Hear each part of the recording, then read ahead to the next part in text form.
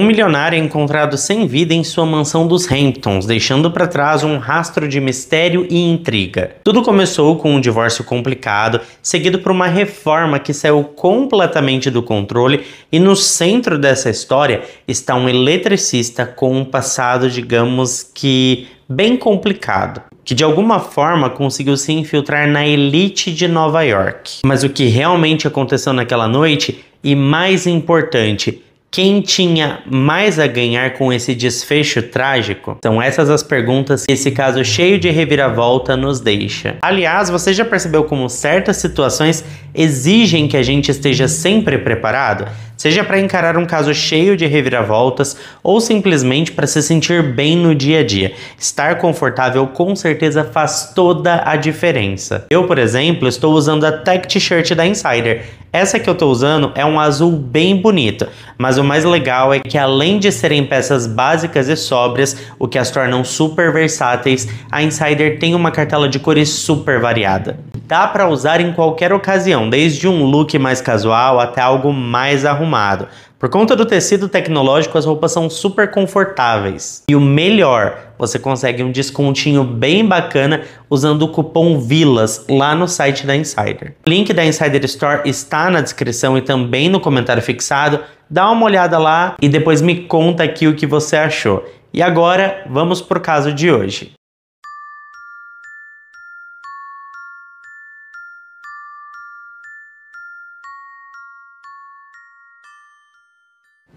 Theodore Amon, mais conhecido como Ted, nasceu em 30 de agosto de 1949.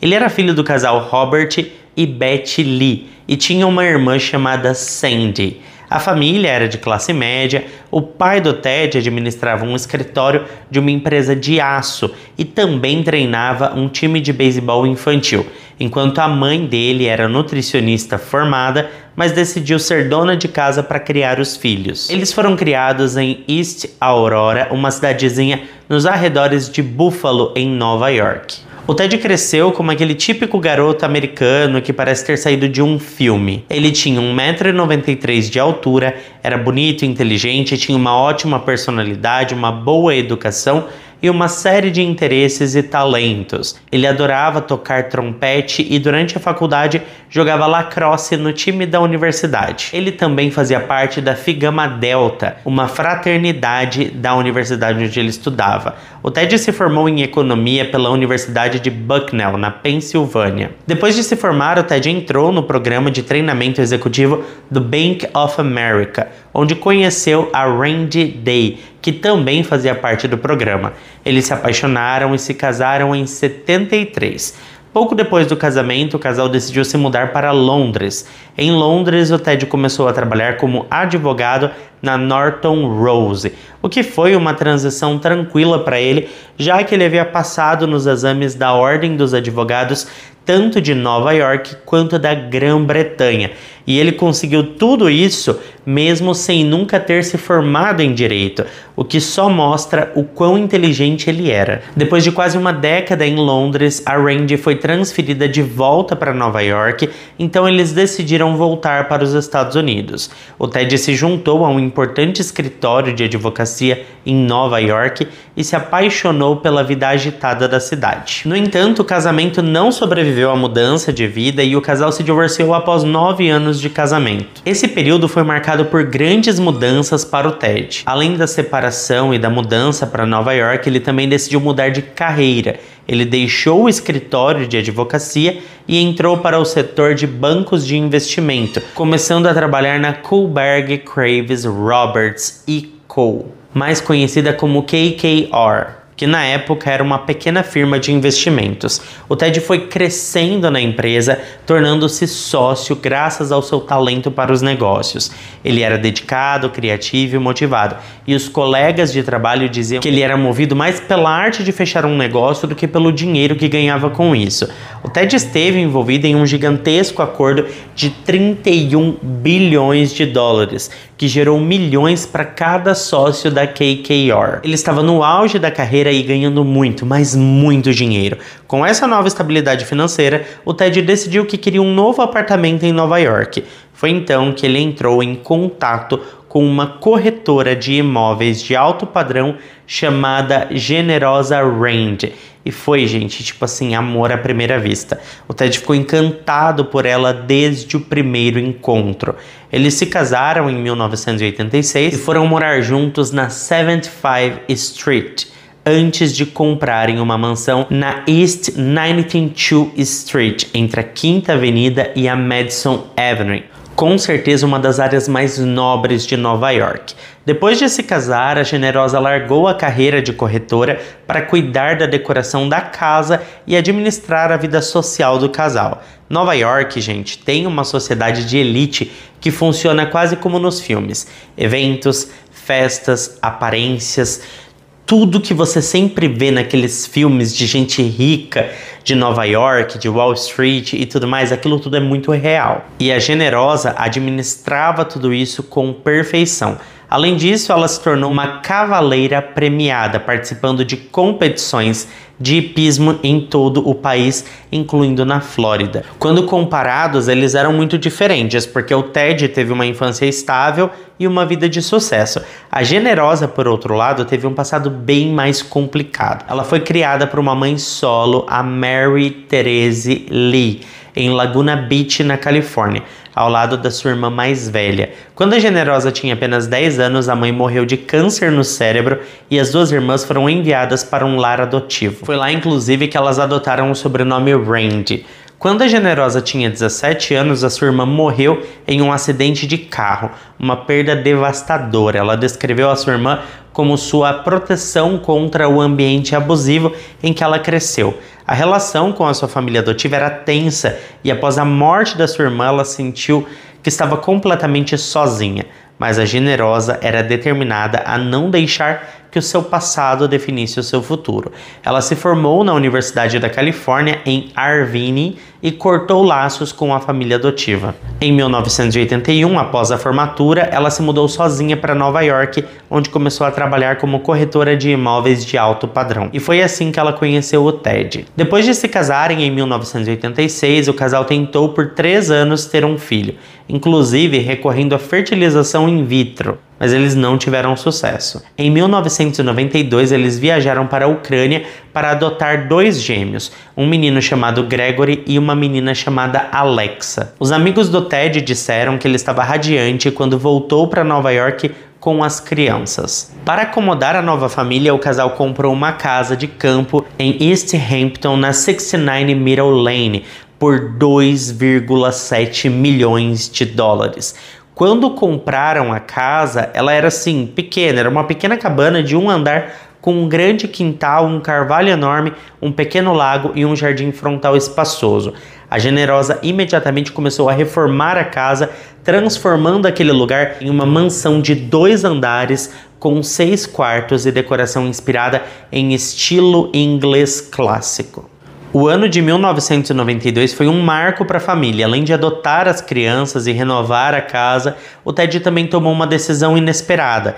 Ele deixou a KKR e decidiu abrir a sua própria empresa, que inicialmente recebeu o nome de Big Flower Printing Press. O nome da empresa veio de um momento simples, mas cheio de significado. Eles estavam dirigindo de Nova York para a casa deles em East Hampton, quando um dos filhos olhou pela janela, viu um campo de girassóis e disse: "Que flor grande!", que em inglês seria Big Flower. Aquilo ficou na cabeça dele porque ele tinha grandes sonhos para o negócio. E como tudo que ele fazia na vida, ele trabalhou duro para transformar esse sonho em realidade. E deu certo. A empresa cresceu rapidamente e em pouco tempo se tornou um sucesso absoluto. Em 1999 já faturava 2 bilhões de dólares por ano e tinha se tornado uma empresa de capital aberto chamada Veros. Ou seja, nesse período o nome da empresa também mudou. Por fora parecia que a vida daquela família era perfeita. 2 filhos lindos, uma casa em Nova York,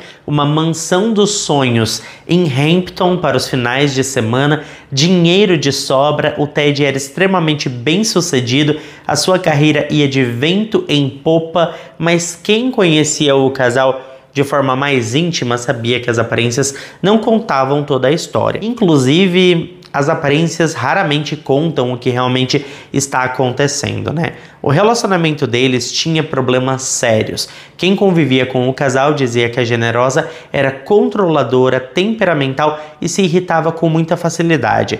Ela buscava constantemente validação, precisava se sentir querida e aprovada o tempo todo. Isso na vida dela era algo muito importante, atingir assim um nível extremo. Durante a reforma da casa em Hampton, ela contratou um arquiteto chamado Jeff Gibbons e ele disse que ela basicamente o deixou em pedaços. Segundo ele, a Generosa o intimidava o tempo todo e não o deixou receber crédito por nenhum dos seus trabalhos. Quando ela ouviu que ele tinha mencionado para algumas pessoas que havia trabalhado na casa, ela ligou para ele furiosa. Como você ousa levar o crédito pelo meu trabalho? Foi tudo ideia minha. Ela não só se recusou a pagar a última fatura, quando ainda o ameaçou com os seus advogados. Ela queria que todos entendessem que a reforma da casa dela era mérito dela e de mais ninguém. O jardineiro que trabalhava na casa da família também passou por coisas parecidas. Ele ficou animado ao conseguir a Generosa como cliente e largou o emprego para abrir o próprio negócio. Ela o mandou plantar 600 tulipas que ela mesma escolheu e dias depois ele passou pela casa e viu a Generosa arrancando todas as tulipas com as próprias mãos, porque segundo ela, não eram do tom certo de amarelo, era um amarelo mais feio e pastel. E o pior, ela exigiu que ele pagasse pelas flores que ela mesma escolheu e destruiu simplesmente porque o amarelo não era da cartela de cor que ela queria que fosse. O mesmo aconteceu com os arbustos de rosas amarelas que ele plantou perto da casa. O tom de amarelo estava errado e ainda teve que remover todas as árvores que ele plantou perto da entrada, porque ela percebeu que essas árvores não davam frutos e ela queria uma visão das árvores sempre carregadas com frutas muito bonitas. E como se não bastasse, uma vez ela ligou para o contador que trabalhava com o jardineiro às 5 horas da manhã para reclamar que o vento estava levando as folhas para dentro da piscina e que as árvores deveriam ter sido plantadas de uma outra forma, o vento empurrá-las para o outro lado e não para o lado da piscina. Eu não sei nem se isso é possível, para ser sincero, a gente consegue controlar o vento, eu acho que é algo natural, então assim, acho que o jardineiro não tinha muita culpa disso. Só que com o tempo, gente, amigos próximos do casal começaram a notar a tensão entre eles. A Generosa passou a corrigir o Ted em público de maneira agressiva. Em uma reunião de pais na escola, o Ted estava conversando com uma outra mãe, enquanto a Generosa se aproximou e começou a gritar com a mulher, acusando-a de estar flertando com o seu marido e de querer roubá-lo. Colegas de trabalho do Ted também perceberam o clima pesado. Quando ligavam para casa para tratar de negócios, a Generosa atendia ao telefone e começava a gritar com eles. O Ted chegou a desabafar com a sua irmã, dizendo que estava infeliz, que a Generosa fazia listas diárias de tarefas para ele, tanto em casa quanto no trabalho, e que ela tinha mudanças de humor muito intensas. Ela também tinha ciúmes até mesmo do tempo que o Ted passava com a mãe e a irmã, tentando convencê-lo de que a sua infância não tinha sido tão boa quanto ele lembrava e que ele precisava se afastar da sua família. O Ted sugeriu que a Generosa procurasse ajuda psicológica, mas ela se recusou. Ele também propôs terapia de casal, mas não está claro se eles chegaram a tentar, porque ela não acreditava em nenhum tipo de terapia. O clima ficou tão insustentável que eles decidiram tentar salvar o casamento, se mudando por um tempo para o interior da Inglaterra. Eles diziam que era pelo bem-estar das crianças, mas os amigos achavam que era uma tentativa desesperada de consertar o que já estava quebrado, que já não tinha mais conserto, que com certeza era a relação dos dois. Em 1999, o Ted vendeu a empresa e a família se mudou para a Inglaterra. Mas como ele precisava finalizar a venda da empresa, ele viajava constantemente entre Nova York e o Reino Unido, ficando com a família apenas nos finais de semana. Isso só piorou as coisas. A Generosa começou a desconfiar que o Ted estava tendo um caso com uma banqueira de Nova York. Essa mulher era bem-sucedida, rica e também dona de uma casa em Hamptons. Ela tinha dinheiro de berço, coisa que a Generosa nunca teve, e isso aumentava ainda mais os ciúmes que a mulher sentia do seu marido. A Generosa acreditava que o filho dessa mulher era do Ted, mesmo que amigos próximos disseram que o pai era um empresário famoso de Manhattan. Mas ela não acreditava, ela achava que aquele menino era filho do seu marido. O casamento dos dois, pessoal, já estava acabado e no verão de 2000 a família voltou para Manhattan, mas a Generosa e o Ted começaram a viver separados. Ela entrou com um pedido de divórcio e exigiu 2,5 milhões de dólares por ano em pensão alimentícia, além de metade da fortuna do Ted, que ela dizia ser em torno de 300 milhões de dólares. Além desses valores, ela queria 50 mil dólares por ano para um segurança, 50 mil para um motorista, 50 mil para um chefe de cozinha, 30 mil para um jardineiro, 100 mil para um assistente pessoal, 60 mil para a manutenção da casa em Nova York, 100 mil para a manutenção da casa na Inglaterra e 180 mil por mês para despesas pessoais. O divórcio, gente, estava prestes a ser um escândalo. O Ted tinha muitos bens e ativos, o que complicava muito o processo. A Generosa trocou de advogado várias vezes até encontrar um que atendesse às suas exigências, e todos os advogados eram pagos pelo Ted. Ela chegou a dizer em uma carta para Vanity Fair que o Ted não estava colaborando com o processo e que estava escondendo muitos bens. Mas, segundo os advogados do Ted, ele entregou mais de 45 mil páginas de registros financeiros. Depois que o processo de divórcio começou, no verão de 2000, o Ted comprou um apartamento no 10º andar da 5ª Avenida com a intenção de que a Generosa e os filhos pudessem morar lá. Mas a Generosa tinha outros planos. Ela já tinha encontrado um imóvel que tinha amado, era um casarão de 9 milhões de dólares localizado próximo à 5ª Avenida. O Ted acabou comprando o casarão para ela e eles também concordaram em um orçamento de 1 milhão de dólares para uma reforma.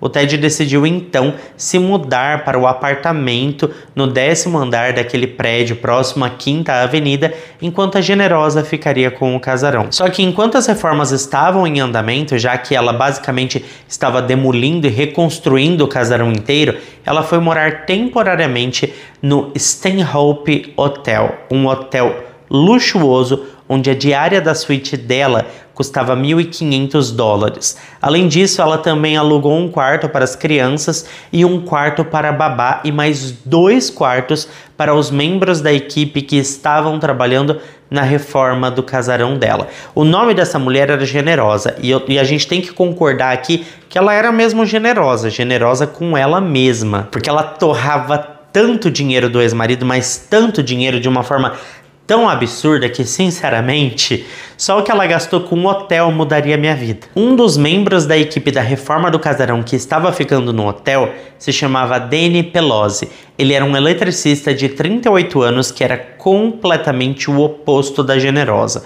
Enquanto ela estava acostumada ao luxo, a uma vida de excessos, o Danny vinha de uma realidade bem diferente. Ele tinha um histórico de abuso de entorpecentes e álcool, além de um passado criminal bem complicado, principalmente por acusações de dirigir sob o efeito de álcool. Ele estava dormindo no carro para economizar o trajeto até Long Island, onde vivia com a sua família. E agora ele estava, dormindo num quarto de hotel luxuoso.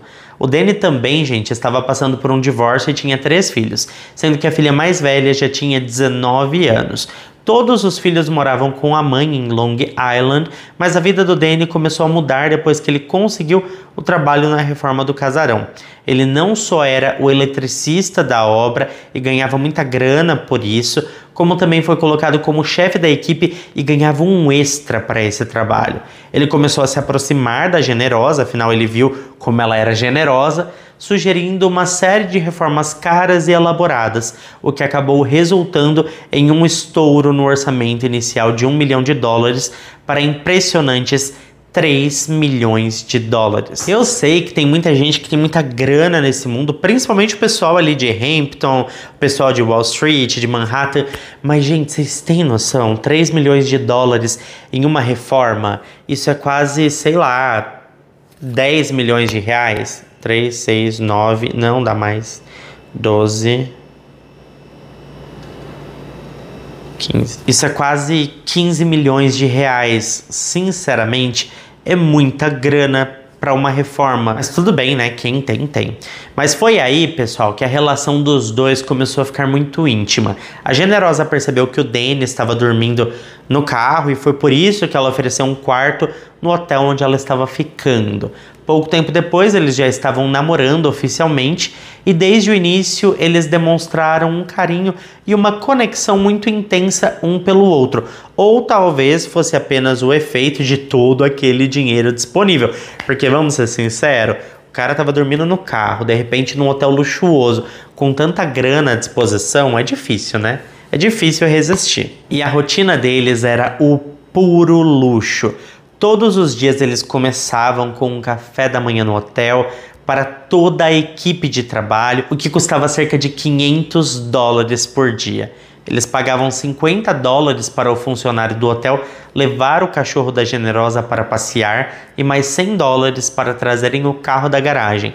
Isso sem contar a taxa diária de estacionamento de $38. Os gastos mensais deles, todos pagos pelo Ted, chegavam a $70 mil, fora toda a receita que era destinada à reforma. Além de viver toda essa vida luxuosa, o Danny também recebia um salário altíssimo por conta das suas funções dentro da obra. E ele aproveitava o máximo desse estilo de vida. Ele comprava roupas caras e deixava gorjetas absurdas para os funcionários das lojas onde ele ia, tipo assim, $150, $200 cada vez que comprava uma jaqueta, mais $100 cada vez que saía para jantar. Ele tava ficando tão generoso quanto a Generosa. E o Ted, gente, ele não falava nada. Quando ele ia buscar as crianças, se algum funcionário do hotel falasse com ele, a Generosa surtava e fazia com que o funcionário fosse demitido. Ela também acusava outros hóspedes de serem espiões contratados pelo Ted. A relação da Generosa e do Danny não apenas afetou o orçamento das reformas, mas também toda a dinâmica familiar. O Ted ficou extremamente incomodado com a influência do Danny sobre os filhos, principalmente por conta do passado problemático dele. E a situação só piorou quando a Generosa desistiu do acordo inicial de guarda compartilhada e começou a lutar pela guarda total das crianças. Ela chegou até a impedir que o Ted visse os filhos nos dias em que ele tinha direito. Em um fim de semana, o Ted foi assistir a uma peça de teatro com alguns amigos. E durante o intervalo ele ligou para a Generosa, que disse que ela e o Danny tinham decidido ir para a casa deles nos Hamptons e que tinham deixado os filhos sozinhos com o porteiro do hotel.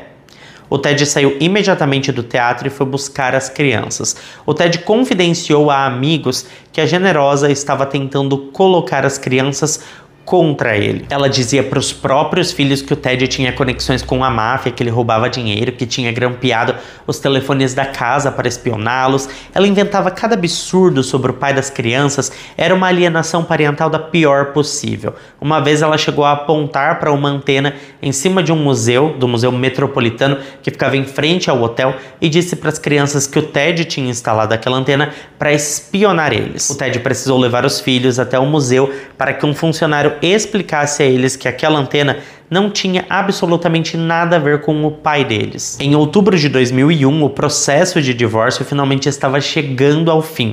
Os papéis já tinham sido redigidos e as partes concordavam com os termos. A Generosa ficaria com $25 milhões. O pedido dela de guarda total foi rejeitado e eles concordaram em manter a guarda compartilhada com semanas alternadas para cada um. Mas antes que os papéis fossem assinados, algo terrível aconteceu. Na manhã do dia 20 de outubro de 2001, o Ted saiu para casa nos Hamptons e, apesar de estar prestes a perder muito dinheiro no divórcio, ele estava em paz com a ideia de que o tempo com os filhos valia mais do que qualquer valor em dinheiro. E ele sabia que ele era um homem que conseguiria refazer a sua fortuna. Nos últimos tempos, ele estava passando por muita humilhação por causa da sua ex-esposa. E eu fico pensando, sabe, no absurdo, gente. Ela usava o dinheiro dele para bancar o novo namorado, dava tudo do bom e do melhor pro novo namorado, que era um ex-criminoso, diga-se de passagem.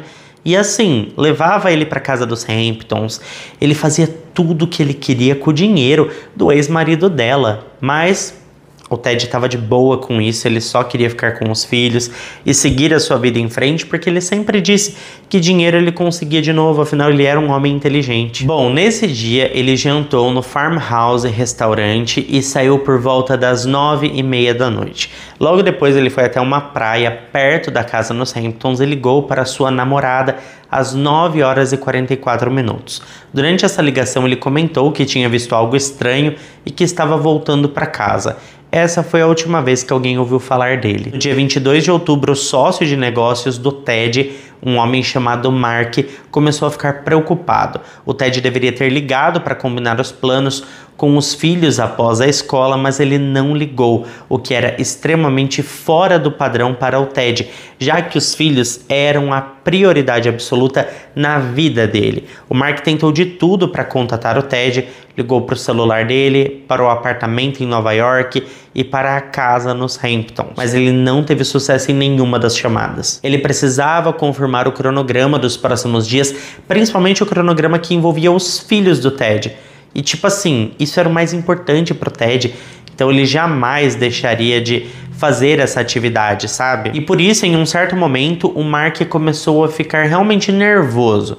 Então ele chamou o motorista do Ted e decidiu pegar um helicóptero particular para Hampton e ir até a casa onde o homem morava, para ver o que estava acontecendo. Eles sabiam que o Ted tinha ido para lá no dia 20, então eles chegaram no heliporto de Hampton pouco antes das 17 horas. De lá, eles pegaram um táxi até a casa do Ted. Quando eles chegaram, o Porsche do Ted estava lá, estacionado na entrada da garagem, e ao entrarem na casa, eles foram recebidos pelos 3 cachorros do homem, 2 Golden Retrievers e um Labrador Chocolate. Os cachorros estavam agitados, pulando neles e parecendo muito confusos e com fome. O Mark e o motorista começaram a chamar pelo Ted, mas não tiveram resposta. Conforme caminhavam pela casa, eles perceberam algumas manchas de sangue na escada. Quando subiram para o quarto do Ted, eles encontraram o seu corpo nu, cheio de hematomas sobre a cama. Havia muito líquido vermelho por toda parte, principalmente na cama e no chão. Ficou evidente que o Ted tinha sido atacado até o seu falecimento. Claro que imediatamente após a descoberta, eles chamaram a polícia. Isso era por volta das 5 horas e 19 minutos. Rapidamente, os policiais chegaram ao local e determinaram que não havia sinais de arrombamento e que nada havia sido roubado ou revirado na casa. Tudo parecia estar em perfeita ordem. Porém, o sistema de segurança de última geração da casa, que incluía 9 câmeras, havia sido desligado.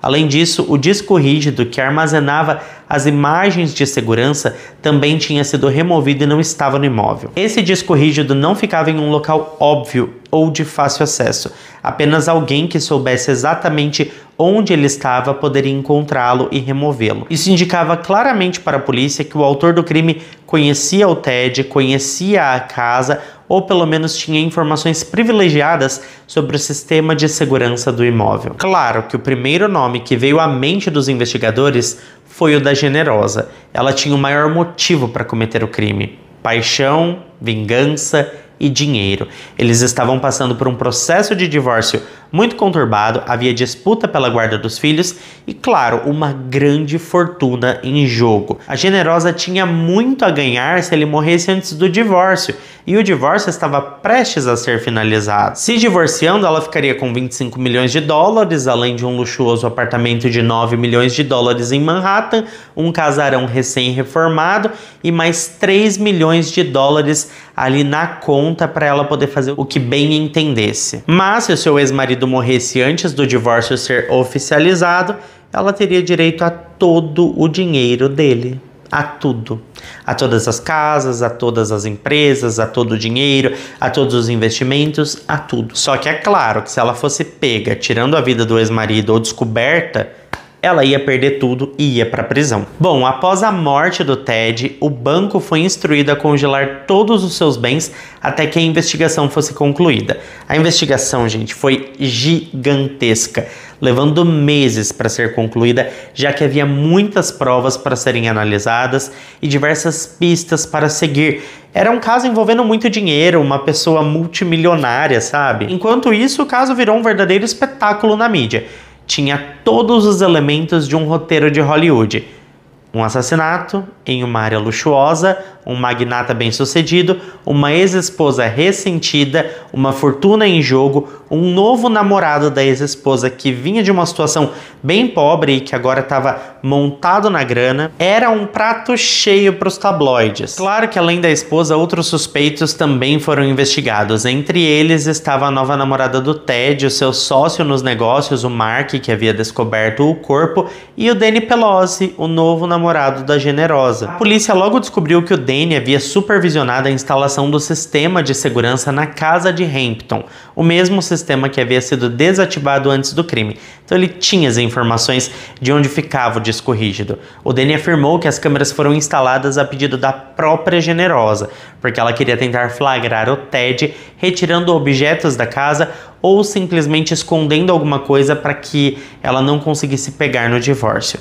Não ficou claro se o Ted sabia ou não sobre essas câmeras, mas era difícil imaginar que ele não soubesse. Afinal, eram 9 câmeras instaladas em pontos estratégicos da casa. Isso complicou ainda mais a situação do Danny, já que ele era uma das poucas pessoas que sabia, tudo ali sobre o sistema de segurança novo. Claro que o Danny negou qualquer envolvimento no crime e apresentou um álibi. Ele informou que na noite do dia 20, ele dirigiu de Manhattan até Long Island para ir em um casamento no dia 21. Ele chegou na casa da sua irmã por volta da 1h20. E esse local ficava a cerca de 1 hora de distância de onde o Ted perdeu a sua vida.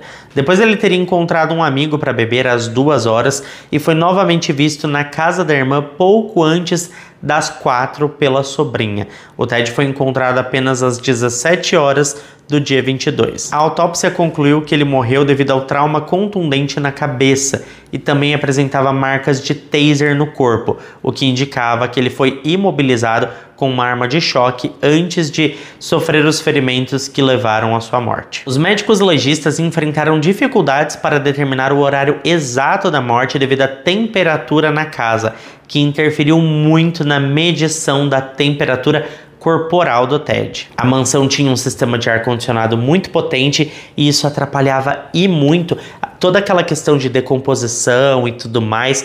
Então era muito difícil determinar o horário do óbito, porque o sistema de climatização da casa interferiu muito nisso. Inclusive, quem fez isso foi muito esperto, porque colocou o ar-condicionado no mínimo, deixando aquele lugar super frio. Foi aí que os investigadores conversaram com os médicos legistas para tentar determinar o horário do óbito com base na última refeição que o homem tinha feito, ou pelo menos a última refeição que eles sabiam que ele tinha feito, que foi no restaurante Farmhouse às 21 horas do dia 20 de outubro. Com base nessa informação e por conta ali da digestão do alimento no estômago da vítima, os médicos estimaram que ele poderia ter morrido por volta das 7 horas da manhã do dia 21 de outubro. Isso dava ao Danny bastante tempo para ter cometido o crime, cerca de 3 horas mais ou menos. Após a morte do Ted, a Generosa, o Danny e as crianças se mudaram para Setalcat, a cidade natal do Danny.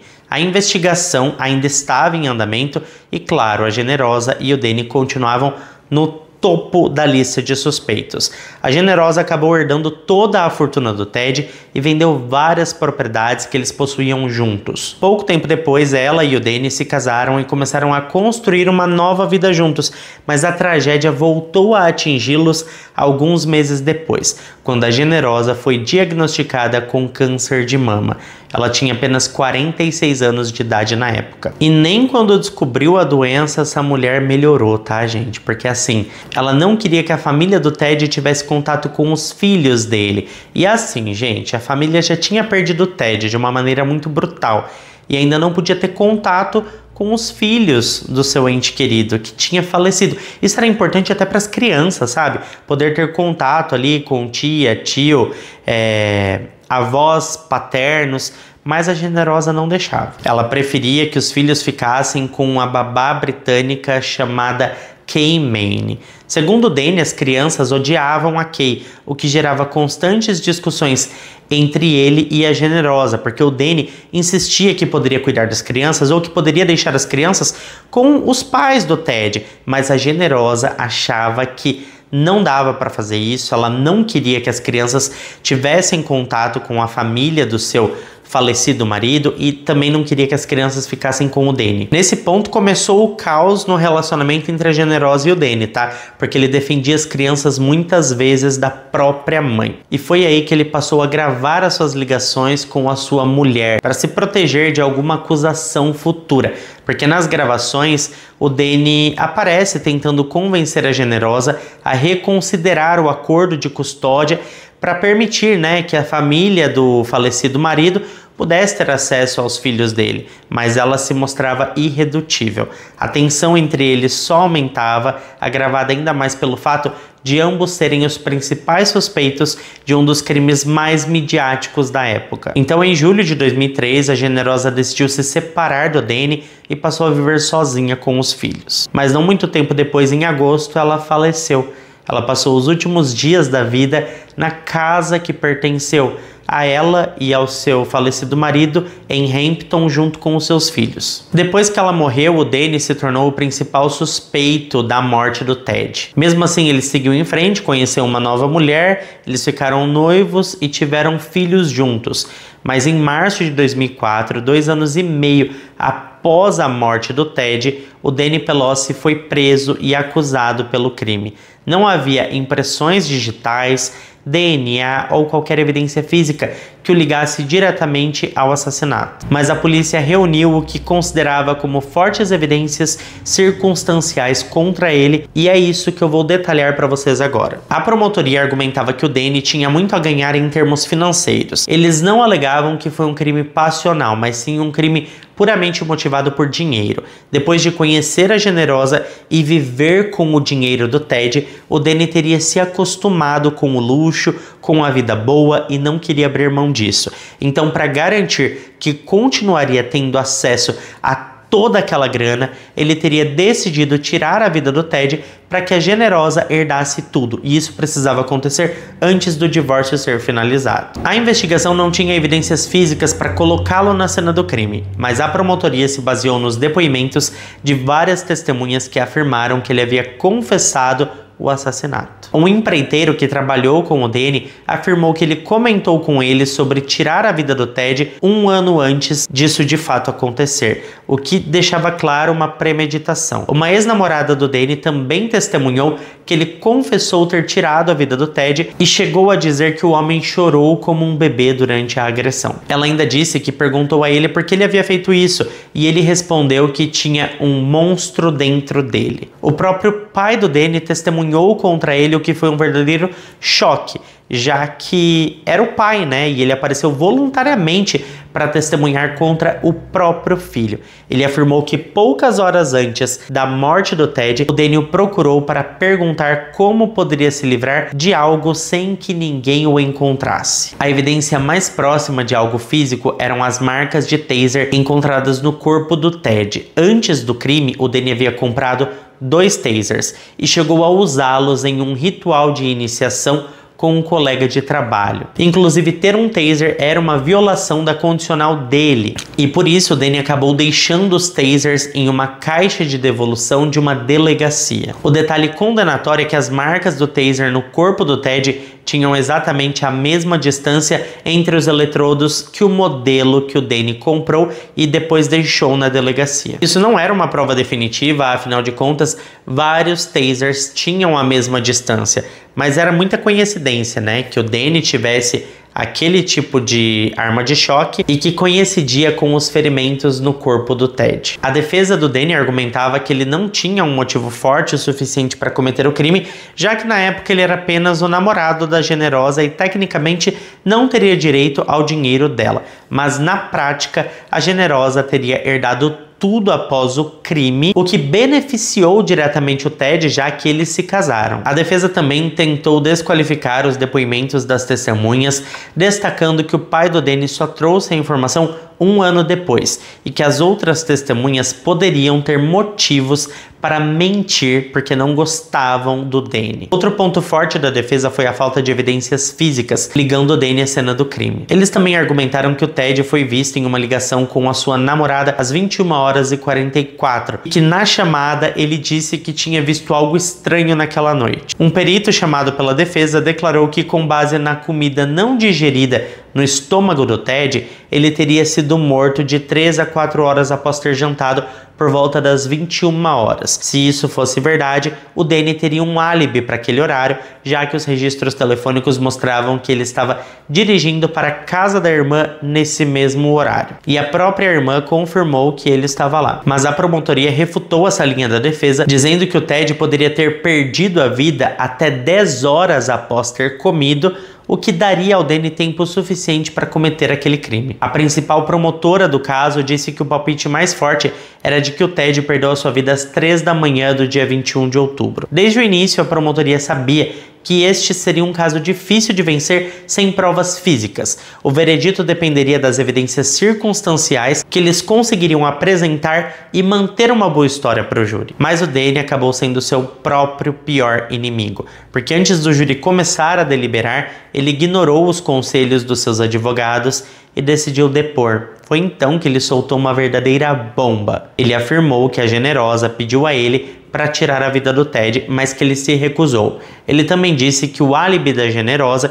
de que estava em Manhattan na noite do crime era falso. E para piorar, ele afirmou que a Generosa disse várias vezes que queria tirar a vida do Ted. Ele reconheceu que isso poderia ser só força de expressão, mas insinuou que talvez uma dessas vezes tenha sido real. Em ligações telefônicas gravadas, o Danny também afirmou que a Generosa só se casou com ele para mantê-lo em silêncio. Ele sugeriu que a Generosa poderia ter tirado a vida do Ted porque as múltiplas pancadas que o homem recebeu na cabeça indicavam que o assassino não tinha força suficiente para matar com um único golpe, o que poderia indicar que uma mulher como a Generosa fez isso. Ele estava tentando, gente, jogar tudo nas costas da sua ex-esposa que tinha falecido. E como a gente sabe, mortos não falam. Mas em dezembro de 2004, depois de mais de 2 meses de julgamento, o júri deliberou por apenas 3 horas antes de retornar com um veredito chocante. Culpado. O Danny foi condenado por homicídio em 2º grau e ele chegou a chorar ao ouvir a sentença. Ele foi condenado a 25 anos de prisão com possibilidade de liberdade condicional em 14 de outubro de 2031, quando terá 67 anos de idade. Alguns jurados acreditavam que o Danny teve ajuda, ou ele fez tudo sozinho, ou contratou alguém para ajudar, ou pagou para que alguém cometesse aquele crime. Mas eles tinham certeza de que ele estava envolvido porque os interesses dele eram muito grandes. A evidência mais convincente para o júri foi o sistema de segurança da casa. O Danny supervisionou a instalação do sistema a pedido da Generosa, então ele sabia exatamente como desativá-lo, onde estava o disco rígido de gravação e como removê-lo. Desde que foi preso, o Danny tentou recorrer para conseguir um novo julgamento, mas todos os pedidos foram negados. No fim das contas, o que torna esse caso ainda mais triste é o impacto sobre os filhos do Ted e da Generosa. Eles tinham apenas 11 anos na época, primeiro passaram por um divórcio conturbado e cheio de conflitos, foram manipulados pela própria mãe para odiar o pai, depois perderam o pai de forma brutal, aí a mãe deles impediu que eles tivessem contato com toda a parte da família paterna. O Danny, inclusive, defendia as crianças da Generosa, que chegou a ser abusiva com eles. Depois eles perderam a mãe e ainda tiveram que lidar com o julgamento público da morte do pai, que no fim das contas condenou o padrasto deles, que em algum momento até chegou a defendê-los. Ou seja, toda a ganância desse caso destruiu uma família inteira de uma forma cruel. E eu sinceramente fico me perguntando, sabe? A Generosa era uma mulher pobre que teve uma infância difícil, complicada, casou bem, conseguiu mudar de vida, ficou milionária, certo? E aí acabou com tudo dessa forma. Pra mim isso é bizarro, é uma oportunidade desperdiçada e ela acabou morrendo jovem, né? Inclusive apenas 2 anos depois que o seu marido perdeu a vida. Não sei se isso é karma ou algo do tipo, mas acaba sendo aí uma coincidência do destino. O Danny também, né, não teve uma vida muito boa, acabou tendo uma oportunidade aí de viver no luxo. Imagina só, no luxo, na elite de Nova York. Já é muita coisa você fazer parte da elite. Agora, a elite de Nova York é um nível acima. E esse homem conseguiu entrar nessa elite, depois acabou sendo condenado por tirar a vida do marido da sua esposa. Eu falo marido, gente, porque o divórcio não chegou a ser concluído, tá? Então, assim, complicado. Muita oportunidade desperdiçada, porque mesmo ela se divorciando dele, ela ainda ia ficar com uma boa grana, mas a ganância foi mais forte e deu no que deu. Claro que eu quero saber a sua opinião, então deixa pra mim aqui embaixo o que você acha disso tudo. Muito obrigado a quem ficou até aqui comigo. Se ficou até aqui, não esquece de deixar o seu like, que ajuda muito na divulgação do canal. Eu fico por aqui, beijo grande pra todos vocês e até o próximo vídeo.